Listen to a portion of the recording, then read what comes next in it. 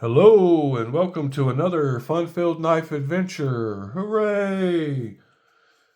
So today we're going to be doing an unboxing of a brand not common to everyone, common to me, but that is Y-Start. Now, something interesting about this company, and when I first saw these knives, I heard that they were Tucson budget brand. Well, that is not the case. They are their own brand, but they are produced and manufactured in the exact same city as Tucson. So I have a feeling they're associated with Tucson. I think maybe the people that started Tucson, maybe one of them split off and did his own thing because they had the manufacturing ability or something, but they're very similar in quality. And they did start out with some budget knives, which I understand when you're starting a knife company, you're trying to get the capital up.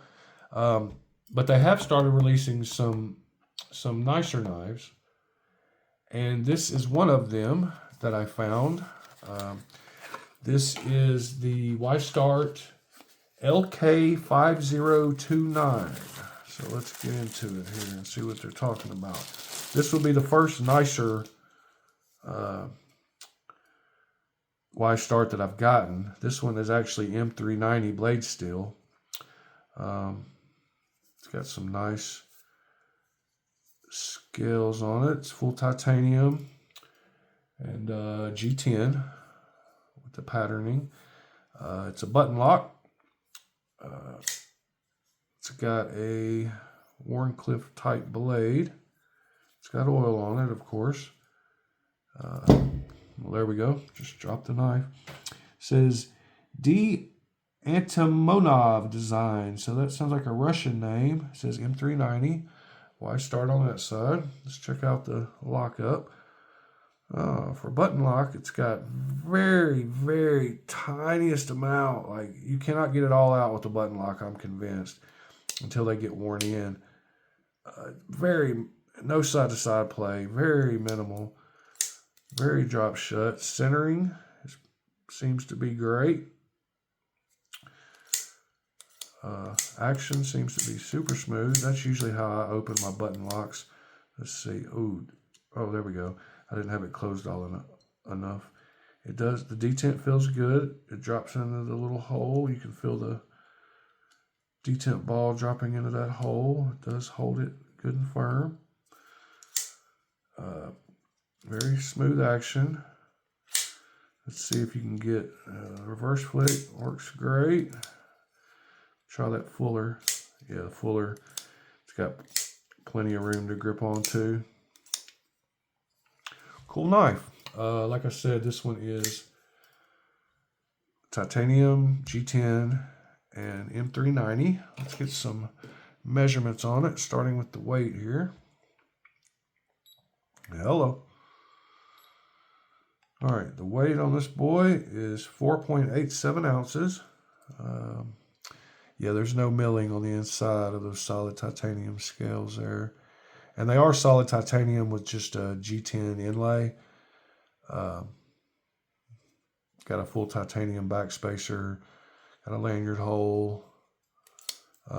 They use proprietary, I guess it's a Y, for their pivot and screw. Let's get some measurements on this thing. Let's see here. Blade length all the way back here to the back is 3.77 inches. And cutting edge is 3.64 inches. The width of the scales at the widest part is 0.557, and then at the widest part with the clip, 0.722. And then let's see, where's the thickest part of the blade? I guess right here at the top. The thickest part would be about right there, 0.1575. And then down behind the edge, It is 0.027, 0.023, sorry. I moved it up a little. 0.023. So that gives you some measurements on it. Very comfortable in the hand. Bigger knife. I have large hands and I can get 4 fingers on it easy with some of it still sticking out. Overall length, let's get that. Whoops. Overall length is over 8 inches, about 8 and an eighth. A little over 8 1/8 inches long. Let's do a few size comparisons. Here is a Spyderco PM2. Very close to the same overall length, and blade length is a little longer, but overall lengths, they're really close. Here is a Spyderco PM3, quite a bit bigger than that. Here is a Kaiser Militao. Blade lengths, again, it's longer, and handle length. Here is a, what else do I have laying around? Here's a Asher Spyro frame lock. Don't have too many knives with me today. Oh yeah, I do. I've got a couple more over here. Let's see.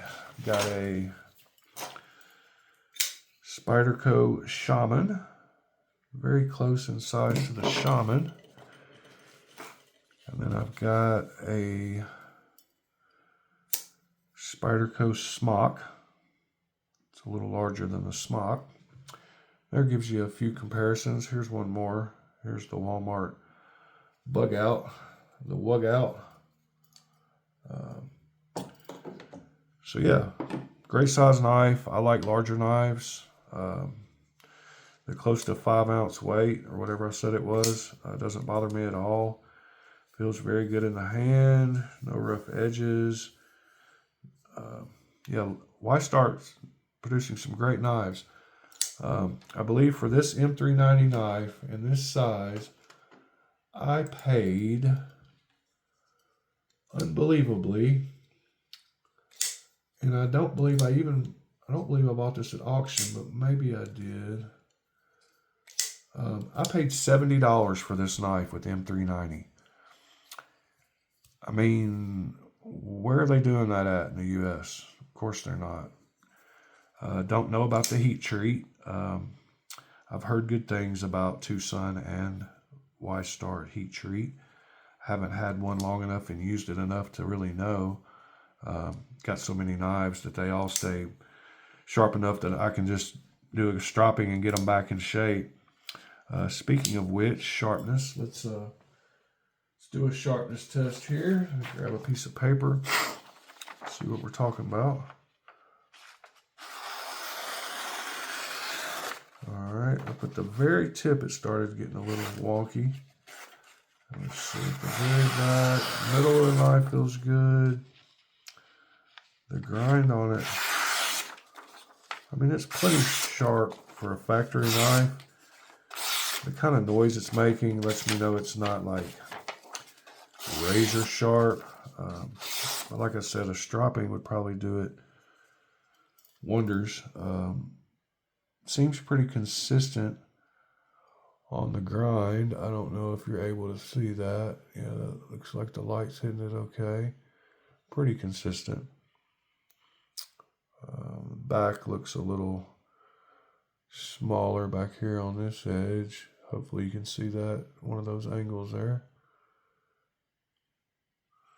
So yeah, I like the hand rub, hand sanded, hand whatever you want to call it, finish, satin kind of finish on the blade. Titanium looks good. G10 looks good. Tolerances look good. Fit and finish looks good. Get all this paper out of the way. I mean, for $70, come on. Come on. That's a no-brainer. M390, titanium, $70.